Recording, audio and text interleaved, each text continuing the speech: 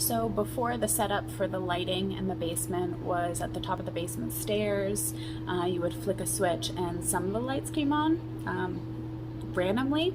Others were like a pull string light, and you had to remember to pull the string again before you came back upstairs, or they would just stay on. So it wasn't really ideal. When we changed the lighting for the studio, we replaced all of them.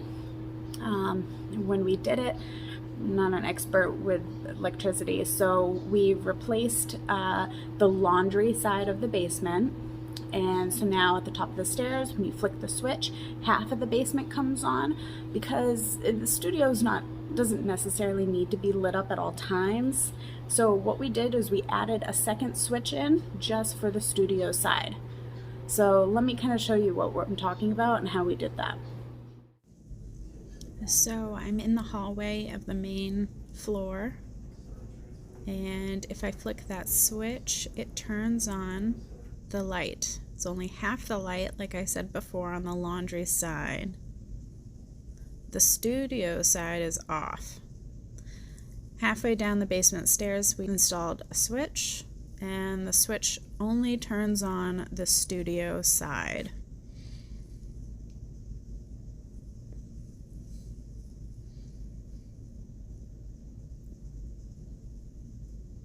Perfect. Now the type of lighting that we chose was this one here at Home Depot. These are shop lights. They're 4 feet long shop lights at $60 a piece. And these ones are LEDs with a really bright lumen, 7,000 lumens, which was one of the brighter lights that they carried. These are installed, and you can see how bright the area is, way better than we had before.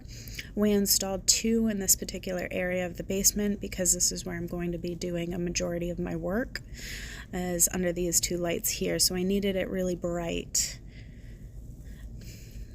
I'll get into the installation a little bit later.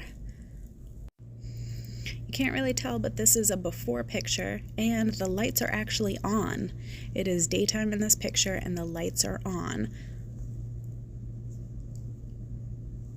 This is an after picture. It is actually dark outside in this picture, but the lights are on, and you can tell that the difference is incredible. Between the two, it was dark and dingy with the lights on in this before picture, and it doesn't even compare to how bright the basement is now with this new lighting. Now for the installation. You can mount these lights 2 different ways. They can hang from the chain that is included, or you can mount them flush onto the ceiling or a piece of wood.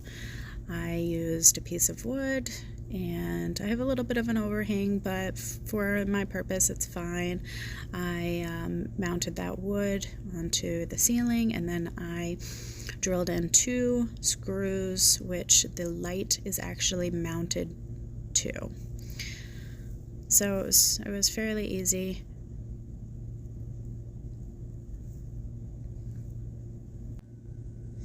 This light here, we decided to hang from the chains that were provided in the box. This space is a little different. We have a lot of piping for our heating system, so we needed the light to come down a little bit lower. Now these lights do plug in. They are not hardwired. They plug into an outlet, and because it's an old house, we did decide to install all new outlets and wire. If the lights are close enough together, they can be plugged in to themselves. At the end of the light, there's a plug, and they can all connect together. Next, we are installing the wall outlets.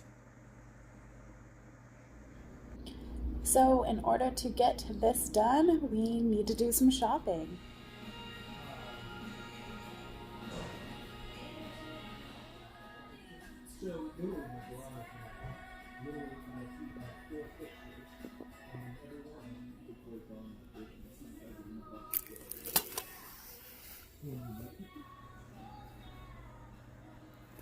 See how this box has 2 holes on each side? And so you can run your electrical wire horizontally. I decided not to do that. I wanted my wire to come straight down from the ceiling. So this is the box that I want.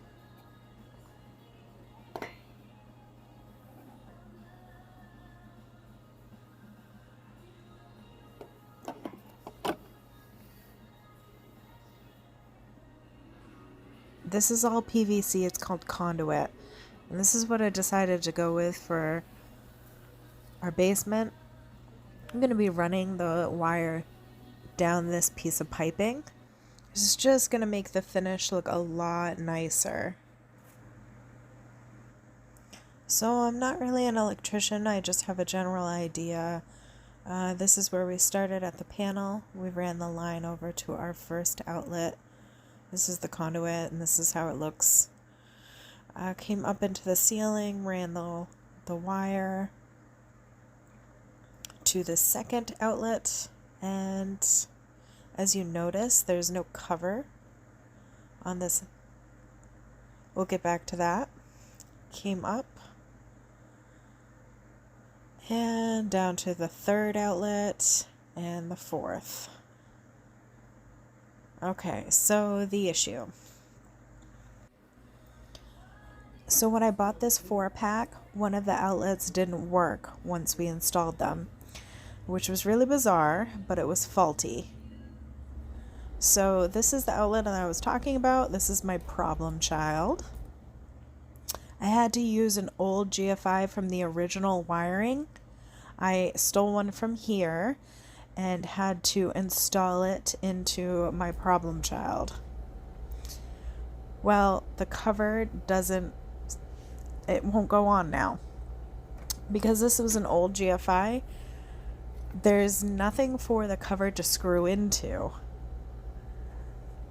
So this is what I mean.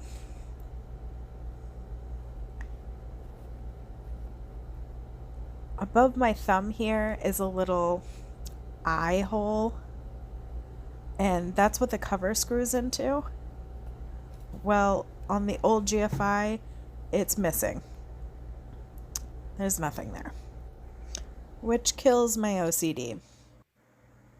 Onto the electrical for the kiln. This is the exciting part. We went from the box just a short distance,